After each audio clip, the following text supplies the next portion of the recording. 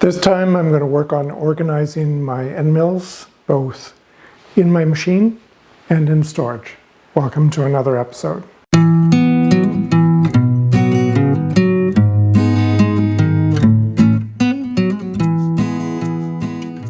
So I have a number of end mills that I've had in different places, and I'm finally getting around to putting them into a single place.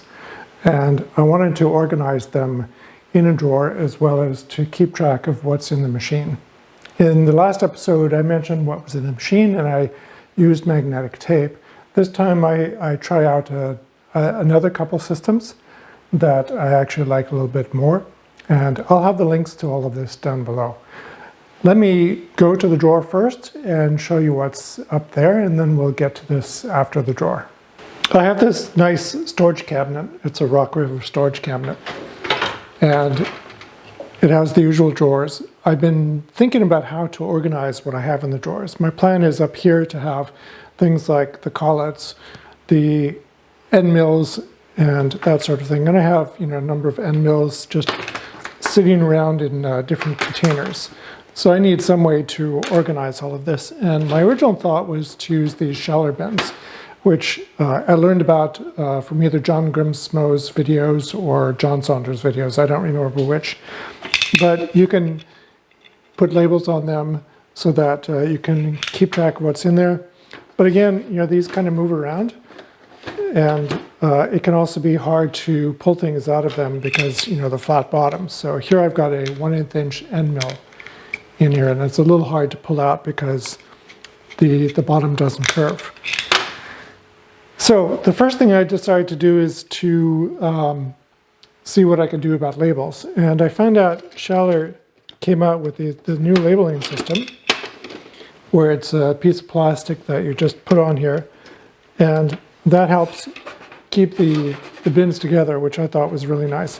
But you can't use them either way. You have to use them the long way. Then I was watching a video from Always Sunny in the Shop, and this is what I saw in his videos. He had these, which are from Lista.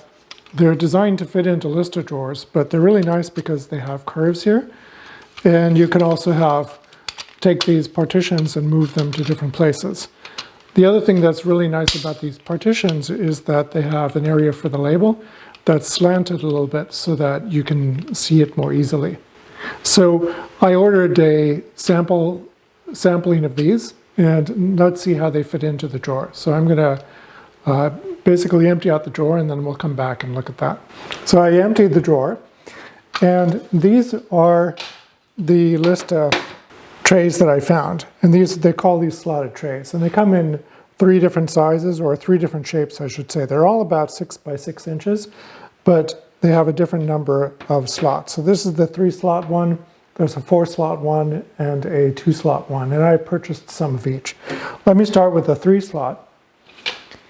They're set up so that they can be interconnected, so they can clip together like so, and you can see that they move as a unit.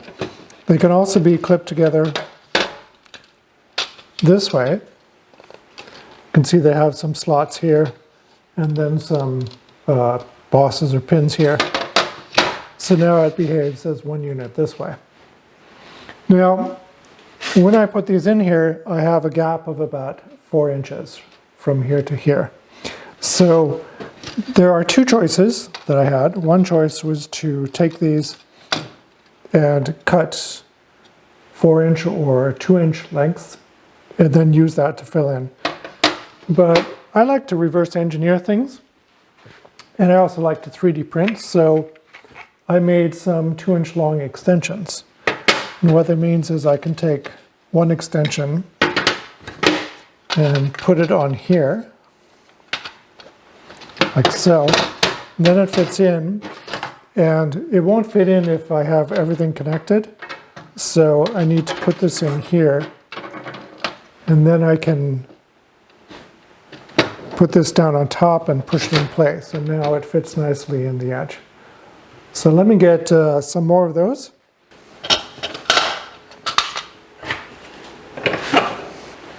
So here's one of the the 4-slot ones, and you can see it has a lot more space for small things. And then here I have another 3-slot one. So I'm going to connect these together. And then I have 3D printed extensions. So here's the extension for the 4-slot.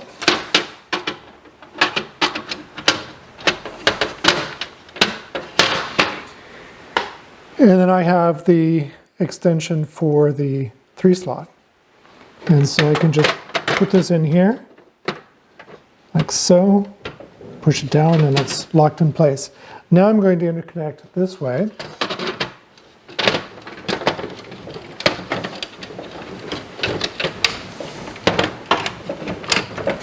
Okay, so you can see that's all one unit at this point. And then I have 2 final units that I purchased.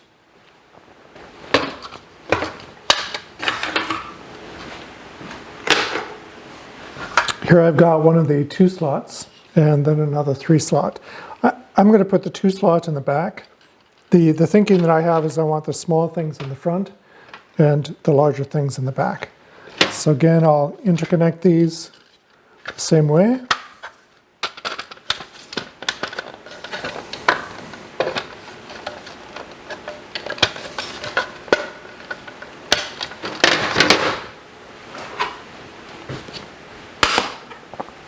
I'll grab the extension for the front.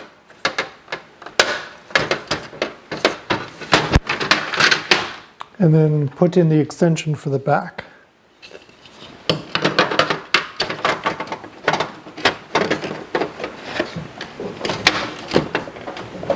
Okay, and then interconnect these all.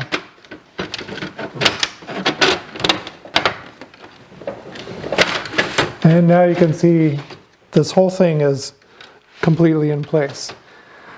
And then I have some room on the left side for things that are another size, because this distance here is, let's see what it is. It's about 4.5 inches. So I could 3D print some more pieces that go over here, but I think I'll use this for miscellaneous things.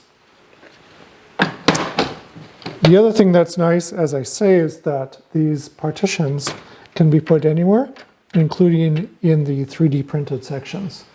So what I'm going to do now is experiment with where I want these different partitions to be and then start putting parts in. I've put my end mills in here, and I still have some work to do. I need to get a label maker because I haven't unpacked our label maker yet so that I can label these. But the approach that I'm taking is to have the larger end mills on the left and the smaller end mills on the right. So I go from a 1/2 inch end mill that I haven't used yet, and I probably won't use because I've realized this is too large for the machine.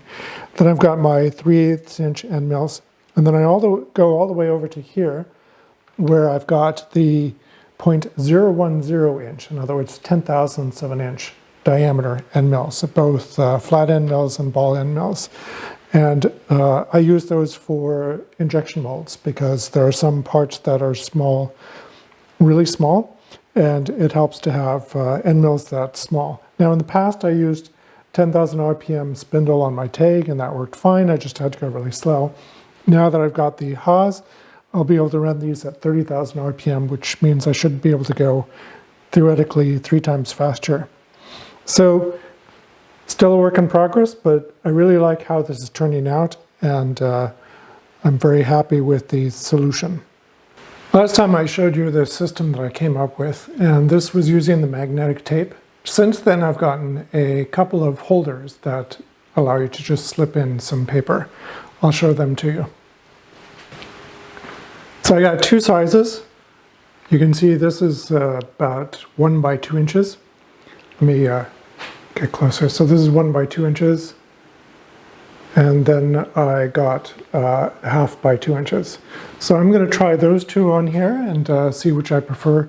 The nice thing about the 1 inch tall is that there's room for 2 or 3 lines of text, so I can have a lot more information in there if I want. So I'm going to go ahead and reset this up. I'm going to try the thin ones first because I don't have to move the numbers. And then I'm going to try the taller one second and see how that looks.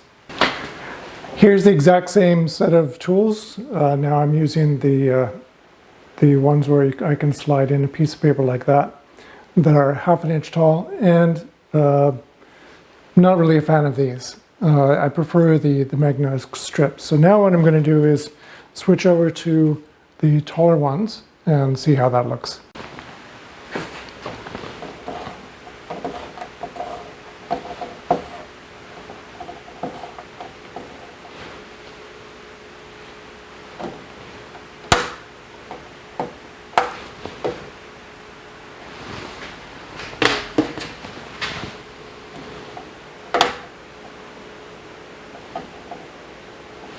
Okay, I think I have a winner. I'm going to bring you in close so you can see what this looks like. I replaced all of these. For the numbers, I took one of these and cut them in half. Actually, I printed out 2 numbers on a single sheet, slipped them in, and then cut it in half. And this, I think, looks really good. I like having more text. It takes a little bit more space than the original system with the magnetic tape, but I really like being able to change these out over time to change the information that I have in there if I want to have more information, etc. So I'm going to keep this, and I have some more tools that I need to put in the machine for the next job. So I'm going to start filling this up. So I'm really happy with the direction this is taking. It, of course, is not finished because I need to label the slots in the drawer so that I can take the mills out of the various packaging and have them better organized. I also want to reorganize the way that I have the tools in the tool holder. So I want to take the largest tools and move them up to the first few slots. I want to have a set of tools that are always in the same slots in this range over here. And then over here is where things will be more variable because I have more end mills than I do have slots, I believe. I'll have to actually check. But I'm also changing drills from time to time, so I do have to change things out. So I'm viewing this as more the variable section, and this is the fixed section here. But that's something I'm going to do in the next episode. For now, I'm going to keep it like this and load a few more tools, some 1/8 and 1/16 and 1/32 inch tools, because in the next episode, I'm going to make another injection mold. I hope you enjoyed this episode. Please give me a thumbs up. That helps with the YouTube algorithms. Subscribe and comment below. Let me know what you think. Thank you.